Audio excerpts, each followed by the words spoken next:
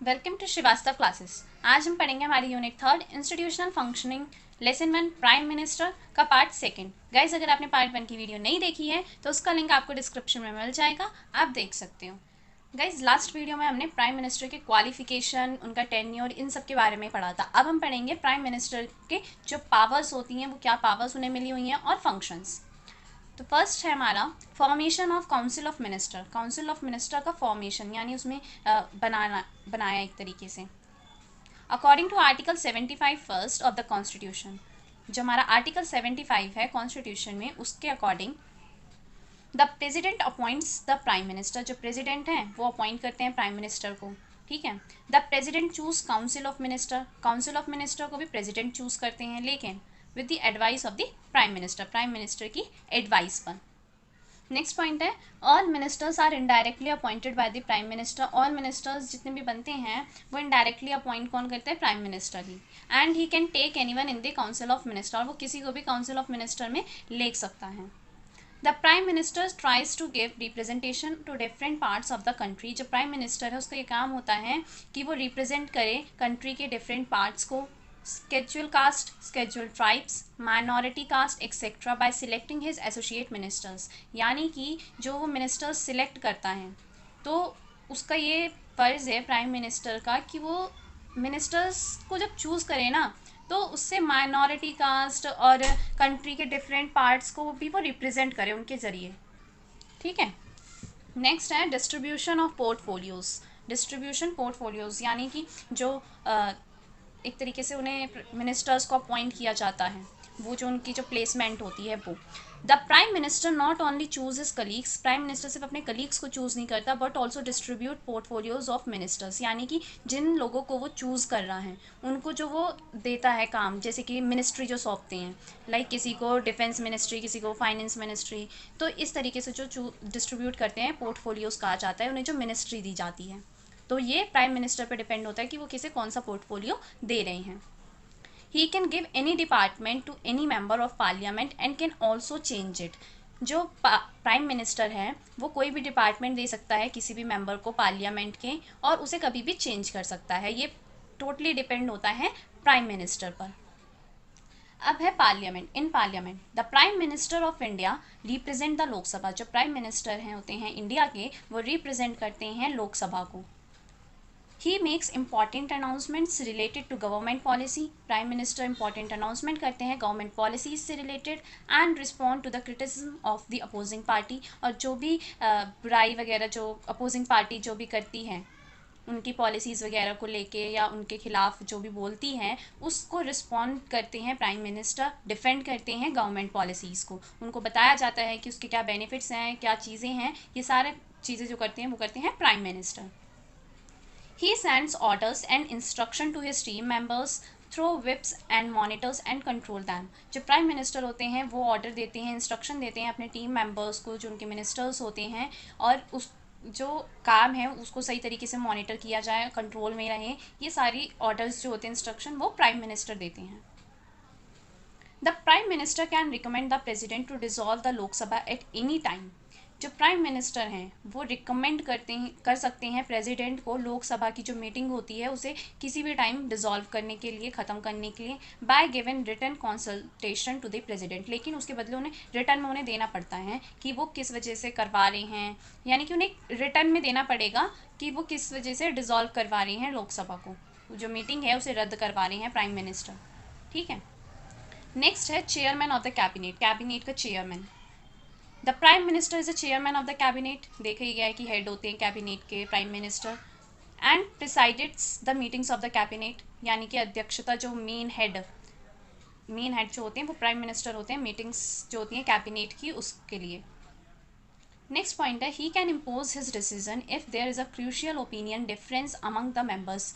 अगर मेंबर्स के बीच में कोई ऐसा होता है कि किसी एक डिसीज़न पे सबके अलग अलग वो हो रहे हैं, मतलब सबका ओपिनियन सेम नहीं हो रहा है, तो उस टाइम पे प्राइम मिनिस्टर अपना डिसीज़न इम्पोज कर सकते हैं, यानी उन पर थोप सकते हैं कि उन्हीं का डिसीज़न माना जाए। The link between the president and the cabinet. अभी तक हमने प्राइम मिनिस्टर और कैबिनेट और प्राइम मिनिस्टर प्रेसिडेंट का लिंक देखा। अब देखते हैं प्रेसिडेंट और कैबिनेट में क्या लिंक होता है। The prime minister act as the link between president and cabinet. यहाँ पर भी प्रेजिडेंट और कैबिनेट की जो बीच में होते हैं वो प्राइम मिनिस्टर होते हैं, जो सारी चीज़ें उनके बीच की संभालते हैं। He communicates all decision of the cabinet to the president which is related to the administration of the affairs of the union and proposal for legislation. यानी कि जो भी रूल्स और affairs of the union administration से related जितने भी चीज़ें होती हैं उसके बीच में जो कैबिनेट और प्रेसिडेंट की जो बात है उसका जो मीडिएटर एक तरीके से है वो प्राइम मिनिस्टर ही होते हैं जो बातचीत करते हैं। अब नेक्स्ट टॉपिक है chief adviser. Prime minister act as a chief adviser to the president. यानी कि जो प्राइम मिनिस्टर हैं वो प्रेसिडेंट को एडवाइस देते हैं, चीफ वही होते हैं। The president take advice from the prime minister on almost every issue. हर इशू पे ऑलमोस्ट ये देखा गया है कि सारे इशूज़ पर प्राइम मिनिस्टर एडवाइस देते हैं प्रेसिडेंट को and works according to the advice given by him. और वो जो एडवाइस देते हैं उसी के अकॉर्डिंगली काम होता है, उसी के अकॉर्डिंग काम किया जाता है। नेक्स्ट पॉइंट है link between different departments. Prime minister resolve mutual problems, conflicts and differences arising in various departments. जैसे कि अलग अलग डिपार्टमेंट जो बटे होते हैं, एजुकेशन का हो गया, डिफेंस का हो गया, फाइनेंस का हो गया, अगर इनके बीच में कोई प्रॉब्लम्स आती हैं तो उसको सॉल्व कौन करता है? Prime minister.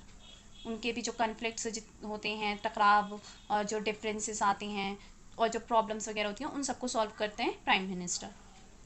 नेक्स्ट पॉइंट है हमारा leader of the nation. Nation का leader.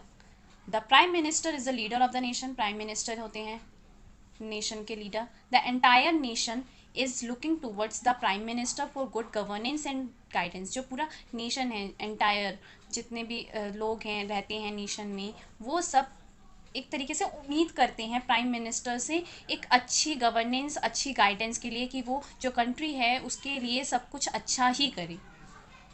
Normally election in India are also fault in the name of the prime minister. ऐसा देखा गया है कि इंडिया में जो इलेक्शन होते हैं वो प्राइम मिनिस्टर के नाम पे लड़े जाते हैं। यानी कि जो इलेक्शन होता है वो एक तरीके से पूरा पार्टी पे इतना नहीं जितना प्राइम मिनिस्टर पे बेस्ड होता है। For example, Indira Gandhi won the election in 1980 में इंदिरा गांधी ने इलेक्शन जीता। 1988 Lok Sabha elections, the slogan was अब की बारी अटल बिहारी। ये स्लोगन था 1988 लोकसभा इलेक्शन में जो बहुत ज़्यादा फेमस हुआ था, जिसके बाद जीते थे। इन 2014 Lok Sabha election, the slogan was, Lok Sabha elections में 2014 में स्लोगन था अब की बार मोदी सरकार। तो उस टाइम पे नरेंद्र मोदी जीते थे। ठीक है, तो यही कहा गया है कि voters give more importance to the leader of the party. जो वोटर्स हैं, जो हम आम जो वो लोग वोट देते हैं, उनके लिए मोस्ट इम्पॉर्टेंस क्या होता है? पार्टी का लीडर, क्योंकि leader of the nation prime minister होगा। तो इसी वजह से जो मेन जो लीडर होता है उसको ज़्यादा इम्पोर्टेंस दी जाती है। नेक्स्ट पॉइंट है prime minister and policy formation. यानी कि जो पॉलिसीज बनाई जाती हैं।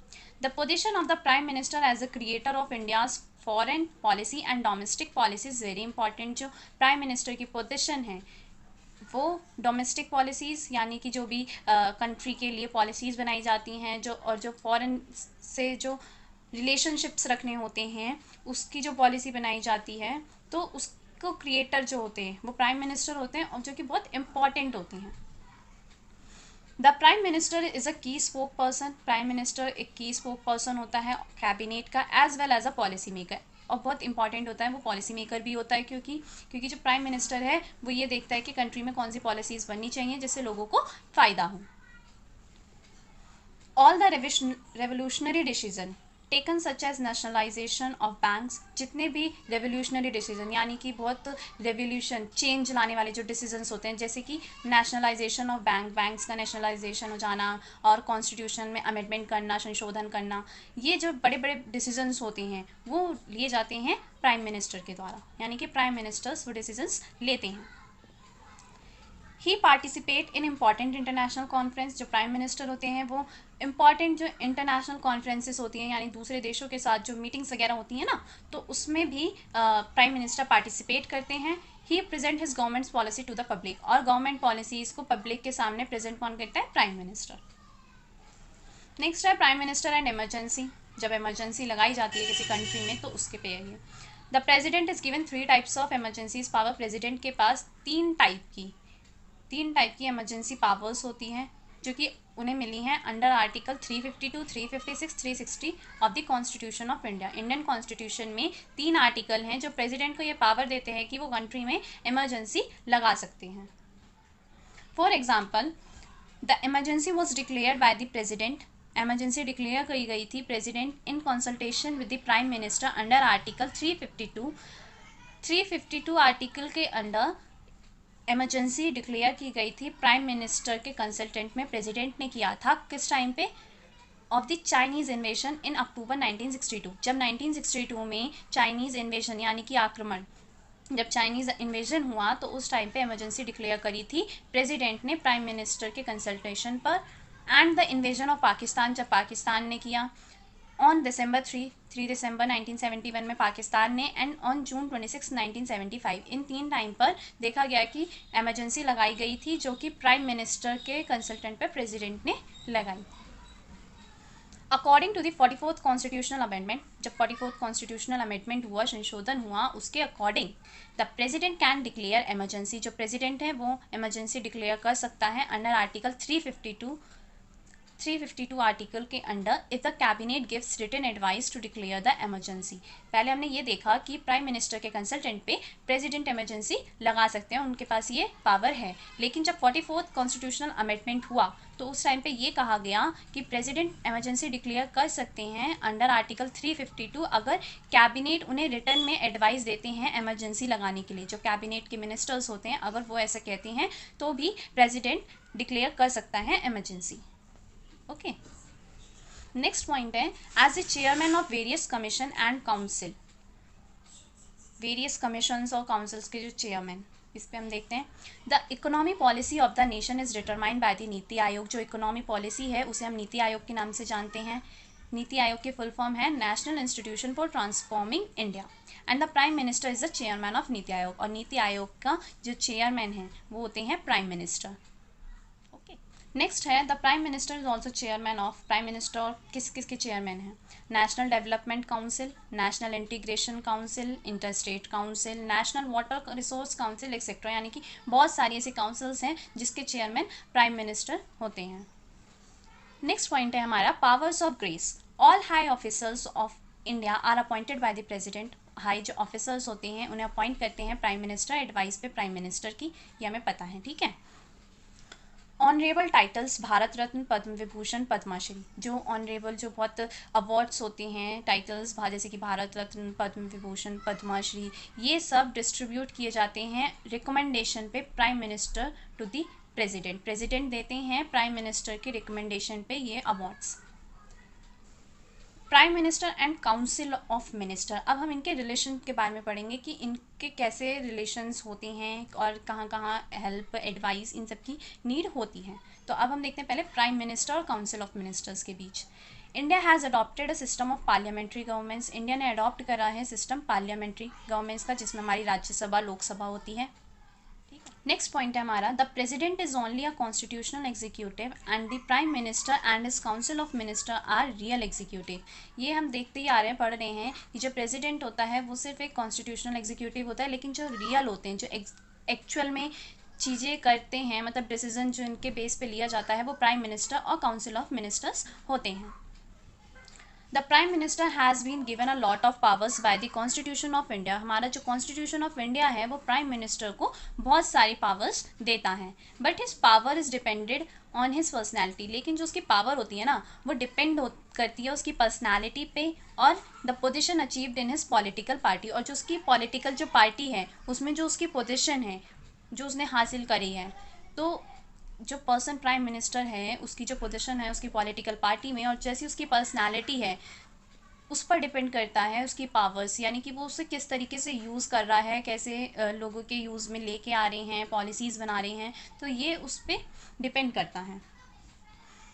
If there is another powerful person in the party, अगर कोई और पावरफुल पर्सन होता है पार्टी में, हु कैन चैलेंज हिम, जो कि प्राइम मिनिस्टर को चैलेंज कर सके, उसी पार्टी में कोई और person, then in that case the prime minister may face difficulties. इस केस में क्या होगा, फिर प्राइम मिनिस्टर जो होते हैं उन्हें बहुत डिफ़िकल्टी फेस करनी पड़ती है। ऑब्वियसली बात है, जब उन्हीं की पार्टी का कोई दूसरा मेंबर उन्हें चैलेंज करे तो उन्हें तो डिफ़िकल्टीज़ होंगी ना in the formation of cabinet, the division of departments. और जब वो प्राइम मिनिस्टर हैं, उसके अगेंस्ट उसी की पार्टी का, उसी की सेम पार्टी का कोई पर्सन उसके अगेंस्ट उसे चैलेंज कर रहा है, और जब पीएम को डिवाइड करने होते हैं, डिपार्टमेंट्स बांटने होते हैं कि किसे फाइनेंस, किसे डिफेंस मिनिस्ट्री दी जाती है, तो उस टाइम पे भी हो सकता है वो कन्फ्लिक्ट्स उनके बीच में हो जाएं, कुछ डिस्प्यूट्स हो जाएं, वाद विवाद होने लगें। तो ये बहुत चैलेंजिंग हो जाता है प्राइम मिनिस्टर के लिए। दैट्स वाई उसे अपनी पर्सनैलिटी इस तरीके से पावरफुल रखनी पड़ती है। फॉर एग्जाम्पल देखते हैं ऐसा कब हुआ था। During the reign of Pandit Jawaharlal Nehru, जब पंडित जवाहरलाल नेहरू थे, when Sardar Patel was alive, Sardar Patel उस टाइम थे, after his death Nehru emerge as a charismatic leader because there was no other leader on his set with then। क्या था, जब पंडित जवाहरलाल नेहरू थे उस टाइम पे उन्हीं की तरह पावरफुल लीडर उन्हीं की पार्टी में थे सरदार पटेल। लेकिन उनके जब सरदार पटेल की डेथ हो गई तो उसके बाद में जो पंडित जवाहरलाल नेहरू थे वो बहुत एक तरीके से बहुत उभर कर आए थे, यानी कि उनका पर्सनालिटी बहुत उभर कर आई थी, क्योंकि उनकी तरह फिर कोई और दूसरा उनके मतलब चैलेंज करने के लिए उन्हें नहीं था। नेक्स्ट पॉइंट है हमारा, political expert says that Indira Gandhi also didn't let any other members reach her status during his region. Political experts का ये कहना है कि इंदिरा गांधी भी ऐसी ही थी कि वो किसी को अपने लेवल तक आने ही नहीं देती थी। जब उनका शासन था तो वो अपने होता है ना कि किसी और को ना बनने देना, तो एक तरीके से पॉलिटिकल एक्सपर्ट्स ये कहते हैं कि इंदिरा गांधी भी इसी तरीके से अपने किसी दूसरे मेंबर को नहीं आने देती थी, इतनी पावरफुल नहीं होने देती थी।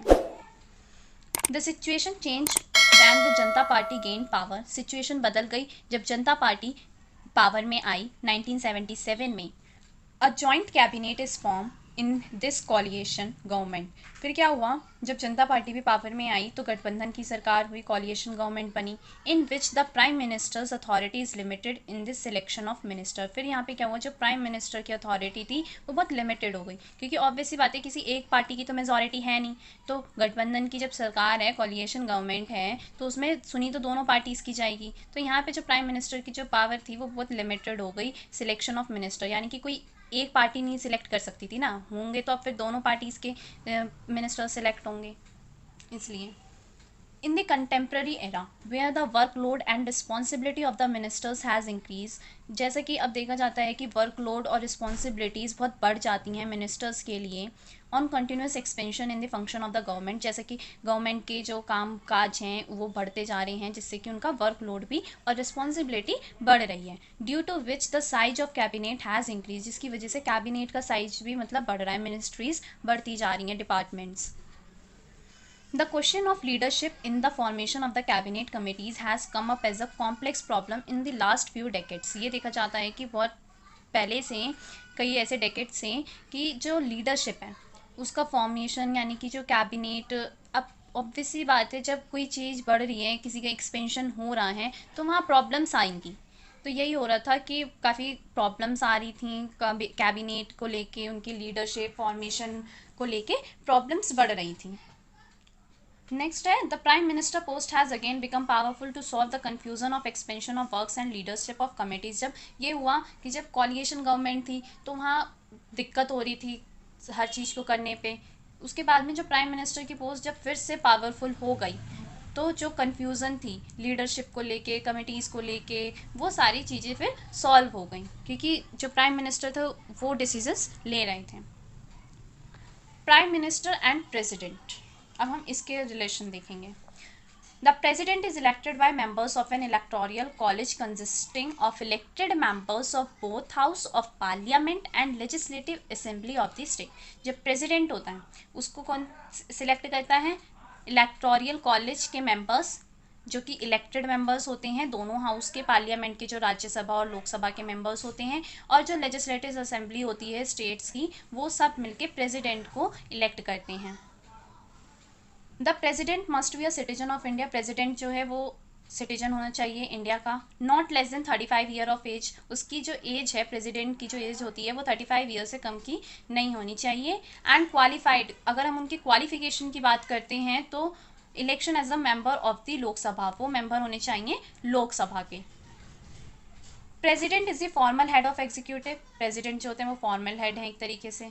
Instead of being a powerful ruler of the state, he is the symbol of unity and integrity of the Indian state. ये देखा जाता है कि जो प्रेसिडेंट हैं वो इतने पावरफुल हों या ना हो, मतलब एक तरीके से है तो, बट वो फॉर्मल हेड ना, रियल जो होते हैं वो तो prime minister and council of ministers होते हैं, तो लेकिन जो प्रेसिडेंट हैं वो इंडियन स्टेट्स के सिंबल होते हैं, उसकी यूनिटी के, उसकी इंटीग्रिटी के। जो एकता है जो देश की, इंडिया की, उसका जो सिंबल है वो प्रेसिडेंट होता है। नेक्स्ट पॉइंट है, there was a tradition in India. India में एक ट्रेडिशन है that the prime minister use to visit the president every week to Rashtrapati Bhavan. India में एक ऐसा ट्रेडिशन है कि जो प्राइम मिनिस्टर है उसको हर हफ्ते प्रेसिडेंट से मिलने जाना होता है राष्ट्रपति भवन। राष्ट्रपति भवन में ऑफिस होता है प्रेसिडेंट का, जिससे हर हफ्ते उन्हें प्राइम मिनिस्टर को मिलना होता है। After Indira Gandhi returns to the power in 1988, जब 1980 में इंदिरा गांधी जब पावर में आई, the tradition came to an end due to some contradiction. किसी कॉन्ट्रडिक्शन, वाद विवाद की वजह से ये देखा गया कि 1980 में ये ट्रेडिशन एक तरीके से ख़त्म होने की कगार पर आ गया। That arose between the president and the prime minister. Contradiction मतलब कि एक तरीके से जो गैप था प्रेजिडेंट और प्राइम मिनिस्टर का वो बढ़ गया। इन 1987 में क्या हुआ, the president accuse prime minister Rajiv Gandhi. President ने एक्यूज किया प्राइम मिनिस्टर राजीव गांधी को ऑफ वॉयलेटिंग द कॉन्स्टिट्यूशन, कि उन्होंने कॉन्स्टिट्यूशन को वॉयलेट किया है, and tradition associated with democracy. यानी कि जो राजीव गांधी थे वो ये मानते थे कि हर हफ्ते, हर वीक में प्रेसिडेंट के पास वो जाना नहीं सही मानते थे इस ट्रेडिशन को, जिसकी वजह से प्रेसिडेंट ने एक्यूज़ किया था राजीव गांधी को, प्राइम मिनिस्टर को, कि उन्होंने वॉयलेट किया है कॉन्स्टिट्यूशन को। This argument of Rajiv Gandhi can theoretically be considered a violation of article 78। Rajiv Gandhi की इसी आर्ग्यूमेंट को लेके ये वॉयलेशन माना गया हमारा आर्टिकल 78 को, यानी कि राजीव गांधी ने वॉयलेशन किया आर्टिकल 78 का, उसके खिलाफ गए। As the opinion of the political scholars, जब हम ओपिनियन देखते हैं पॉलिटिकल स्कॉलर्स का, तो वो कहते हैं कि president Fakhruddin Ali Ahmed and Giani Zail Singh in front of Mrs Indira Gandhi remained as a signing machine. एक तरीके से उनका ये मानना है कि इंदिरा गांधी के दबाव में काम करते थे फखरुद्दीन अली अहमद जो प्रेसिडेंट थे, और जैन जेल सिंह। अब देखते हैं हम prime minister, party and parliament. First point है इसमें हमारा, prime minister is a member of the Lok Sabha. जो प्राइम मिनिस्टर होते हैं वो लोकसभा के मेंबर होते हैं। Being the leader of the majority party, leader होते हैं मेजॉरिटी पार्टी के। He has to face government pressure, जिन्हें गवर्नमेंट का प्रेशर फेस करना पड़ता है due to ideological differences with other political parties.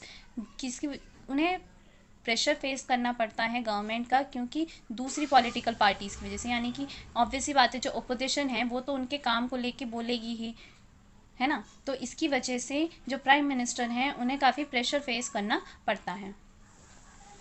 The prime minister has an important role. प्राइम मिनिस्टर का एक बहुत इंपॉर्टेंट रोल होता है determining the bills, proposals and annual budget. जब भी एनुअल बजट आता है और कोई प्रपोजल होता है किसी बिल को लेके, तो उसके अंदर जो प्राइम मिनिस्टर है उनका एक बहुत इंपॉर्टेंट रोल होता है, क्योंकि to be presented on the floor of the parliament, क्योंकि जो प्राइम मिनिस्टर होते हैं ना उन्हें ही प्रेजेंट करना होता है पार्लियामेंट में एनुअल बजट को, और जो भी बिल होते हैं उसके प्रपोजल को लेके प्राइम मिनिस्टर को उन्हें प्रेजेंट करना पड़ता है पार्लियामेंट में। Prime minister has to answer the question in the role of both real executive and the ruling. Prime minister को आंसर करने पड़ते हैं क्वेश्चंस जो भी उनसे पूछे जाते हैं पार्लियामेंट में, किसके बोथ के बेस पे, यानी कि रियल एग्जीक्यूटिव के बेस पे भी और रूलिंग के बेस पे भी प्राइम मिनिस्टर को बोलना पड़ता है। He also has to solve the regional and personal problems of his own party.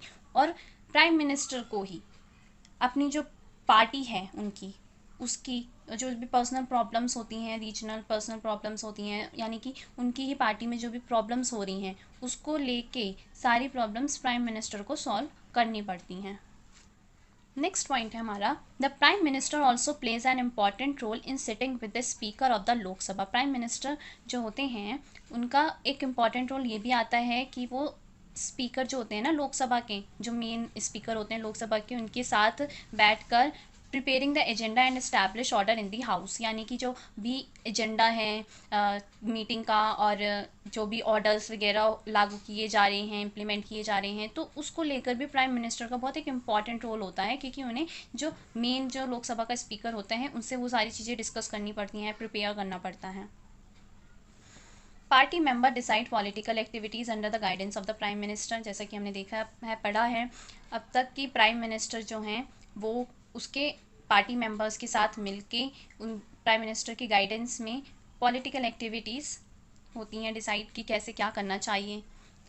If his party loses it's majority in parliament, अगर प्राइम मिनिस्टर की पार्टी मेजॉरिटी हार जाती है पार्लियामेंट में और revolts against it, all it's power become zero, यानी कि अगर लोग जो पार्लियामेंट है उसमें उसकी पार्टी प्राइम मिनिस्टर की पार्टी को मेजॉरिटी नहीं मिल जाती है, तो जो प्राइम मिनिस्टर है उसकी पावर भी ज़ीरो हो जाएगी, उसके पास भी कोई पावर नहीं बचेगी।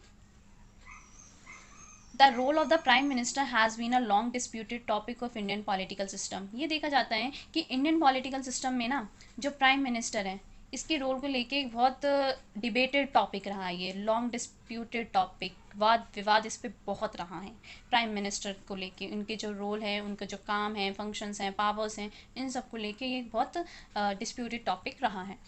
For example, till now practically the prime minister was elected as the party president. अभी तक ये देखा गया है कि जो प्राइम मिनिस्टर हैं वो इलेक्ट किया जाता है पार्टी प्रेजिडेंट के बेस पे भी, but after the death of Pandit Nehru की डेथ के बाद the party president Kamaraj, party के जो प्रेजिडेंट थे कामराज, उन्होंने एक बहुत इंपॉर्टेंट रोल प्ले किया selection of Lal Bahadur Shastri and Indira Gandhi as the PM, यानी कि जो प्रेजिडेंट प्राइम मिनिस्टर का जो सिलेक्शन था उसके बेस पे बहुत इंपॉर्टेंट रोल प्ले किया था पार्टी प्रेसिडेंट कामराज ने।